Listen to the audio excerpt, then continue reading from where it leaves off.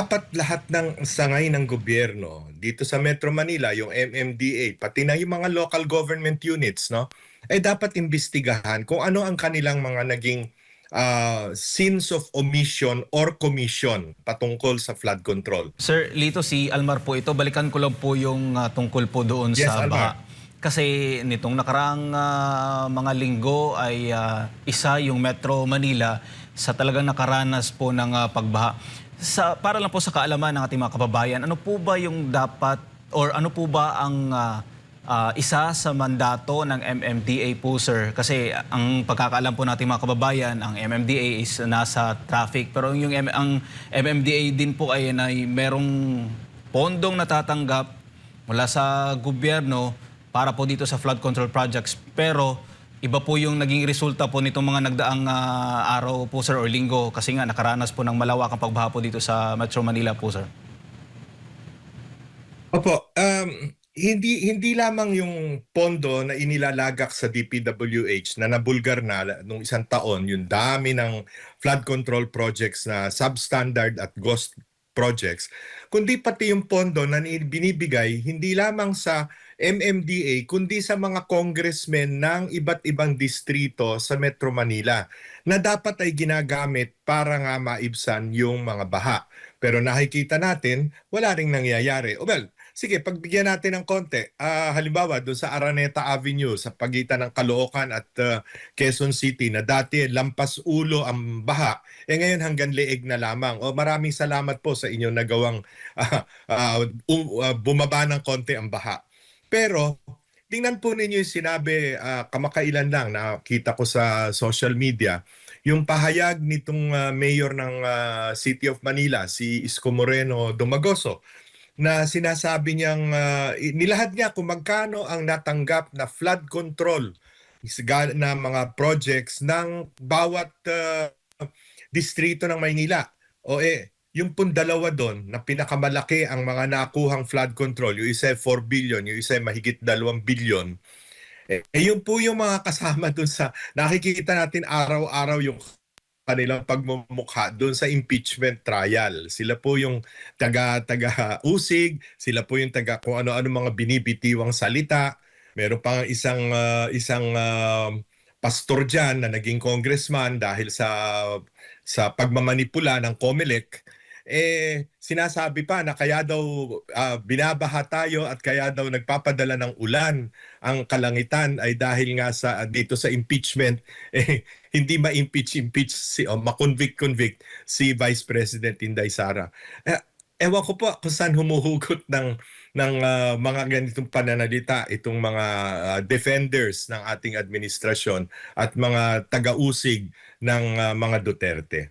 Opo, kaya ko po na itanong, sir, kasi kung titignan mo doon sa website ng COA, doon sa record ng MMDA, 100% po halos lahat ng mga nasa records nila. Ibig sabihin, nagamit ng tama yung pondo na ilagak doon sa kung ano man yung mga programa na kanilang gusto maipatupad, mga proyekto para dito sa flood control projects. Pero iba po yung naging resulta kapag umuulan na po. So, sa tingin po ba ninyo, dapat din po bang imbestigahan itong MMDA, sir, sa mga nangyaring pagbaha nitong nakaraan? Considering na makakaranas na naman po tayo ng mga pag-ulan kasi nga may mga bagyo pa po tayong aasahan sa mga susunod pa po na mga panahon, sir. Dapat lahat ng sangay ng gobyerno dito sa Metro Manila, yung MMDA, pati na yung mga local government units, no? Dapat imbestigahan kung ano ang kanilang mga naging sins of omission or commission patungkol sa flood control. A picture says 1,000 words, sabi nga, no? Ayan ay isang kasabihan.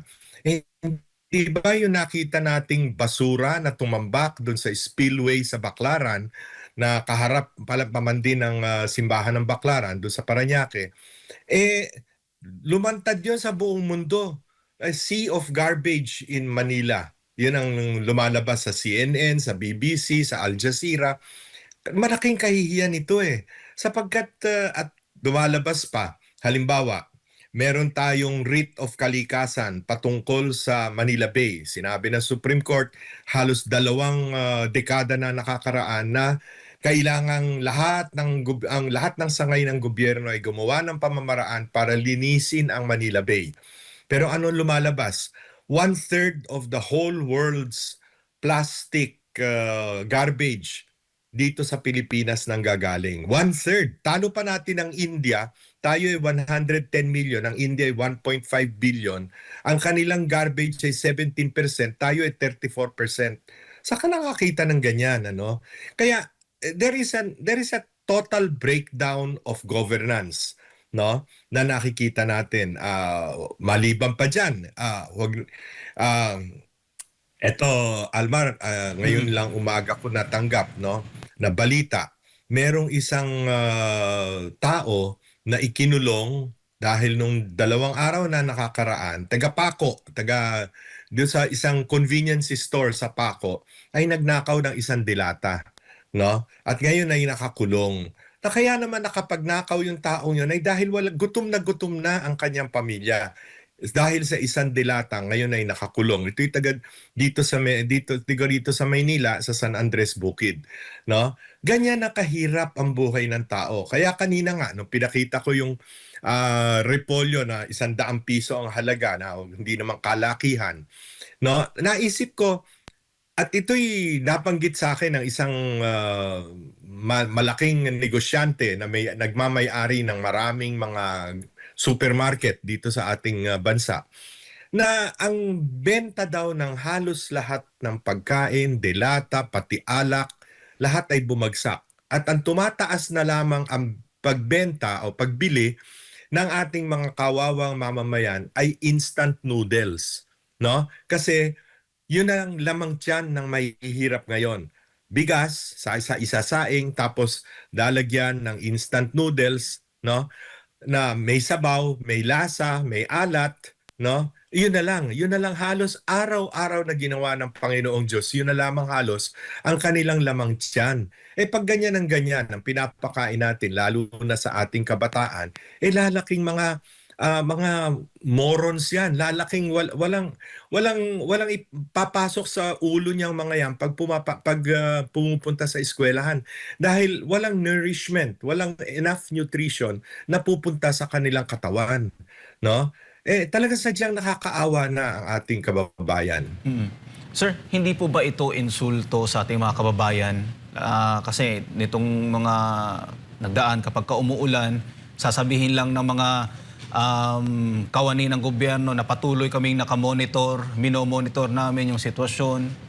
Hindi po ba ito parang hindi to deserve ng mga Pilipino po, sir, yung mga itong klaseng performance po ng ating pamahalaan? Definitely hindi deserve. Monitor na lang sila ng monitor, no? Wala naman silang ginagawa pagkatapos. Pag pumasok na ang Nobyembre, Disyembre, at tumigil na ang pag-uulan, tumigil na ang bagyo, back to the same. Wala nang pakialam. Hanggang sa susunod na namang tag-ulan, hanggang sa susunod na namang tagbaha. No? Ganyan na nangyayari, no? At worse than that, kung kumilos man at gumawa ng mga proyekto, puro corruption pa. Mas malaki ang napupunta sa bulsa ng mga tagapamahalaan, mga kurakot, kaysa sa napupunta sa proyekto. Kanya ang nangyayari, yan, ghost projects, flood control na isang bagyo lang sira na, no? Inaanod ng tubig, ayan ang nangyayari. So, trilyon na nga 'di ba sabi nga ni Congressman Egay Irice, kanyang kinuwenta ito. Umaabot na sa 1.9 trillion ang tinatapo natin, no, sa mga flood control at iba't iba pang proyekto, pero wala namang nangyayari. And yet the solutions have already been told by so many people, including yung isang sikat na arkitektong si June Palafox, no, na siyang nagplano at nagdisenyo ng Dubai, no? Matagal na niya, sa panahon pa ni Pangulong Ferdinand Marcos Sr., meron ng mga solusyon yan. Yung pag-continuous dredging ng Laguna de Bay. Yung paggawa ng spillway mula Laguna de Bay patungong Manila Bay passing through Parañaque para maging dalawa ang daluyan ng tubig. Kasi right now, pag umapaw ang Laguna de Bay at galing naman sa mga bundok ng Sierra Madre ang tubig na pumupunta dyan, ang labasan lamang niyan, lagusan niyan ay Pasig River, no? via the Manggahan Floodway. Pero ang solusyon noon nung magkaroon ng another spillway. At pinakamalapit na dadaanan ng spillway, pinakamaigsi na ruta ay sa Parañaque ang dadaan. Wala tayong ginawa doon. No? Yung Laguna de Bay na dapat dinredge na, hindi natin tinuloy ang dredging, nahabla pa tayo sa arbitration, natalo tayo, nagbayad pa tayo ng danyos, perwisyos, dun sa Belgian company na siyang nanalo sa bidding noon. Ano? At napakadami pang mga solusyon, no? Yung mga paggawa ng imbaka ng tubig baha sa ilalim ng mga malalaking bakanting lote dito sa ating Kamaynilaan. Walang ginagawa ang pamahalaan eh. But all of these solutions have already been told to us. Matagal nang pinlano ito